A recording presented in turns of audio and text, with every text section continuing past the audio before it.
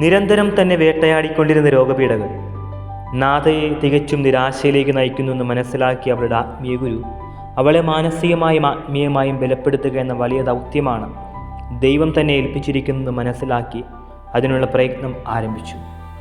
വിശുദ്ധരുടെയും രക്തസാക്ഷികളുടെയും ജീവചരിത്രങ്ങൾ വായിക്കുന്നതിന് അവളെ കൂടുതൽ പ്രേരിപ്പിക്കുകയും ആത്മീയ പുസ്തകങ്ങൾ നൽകിക്കൊണ്ട് അവളെ അതിനായി സഹായിക്കുകയും ചെയ്തു.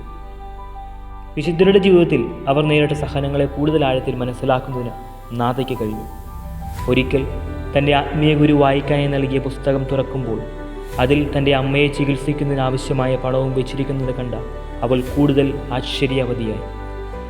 തൻ്റെ ഇല്ലായ്മയിൽ നിന്ന് പോലും മറ്റുള്ളവരെ സഹായിക്കുവാൻ കാണിക്കുന്ന ആ വൈദികൻ്റെ വലിയ മനസ്സിൻ്റെ നന്മ അവളെ അത്ഭുതപ്പെടുത്തി.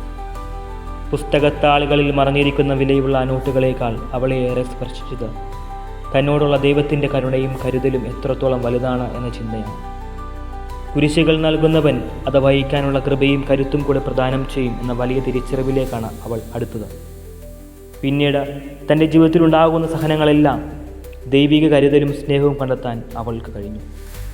ആത്മീയതയുടെ പുതിയ തലങ്ങളിലേക്ക് അവൾ പ്രവേശിക്കുകയും ദൈവത്തിൻ്റെ മനുഷ്യാവതാര രഹസ്യത്തെ തൻ്റെ സ്ഥിരം ധ്യാന വിഷയമായി തിരഞ്ഞെടുക്കുകയും ദൈവസ്നേഹത്തെ കൂടുതൽ ആഴത്തിൽ അനുഭവിക്കുകയും ചെയ്തുകൊണ്ടിരുന്നു.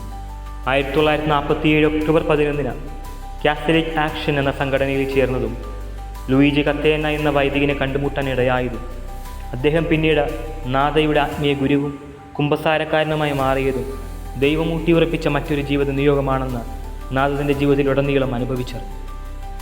പിന്നീടുള്ള അവരുടെ ആത്മീയ യാത്രയിൽ ജീവിതത്തിൻ്റെ കേന്ദ്രബിന്ദു ക്രിസ്തുവായി മാറി.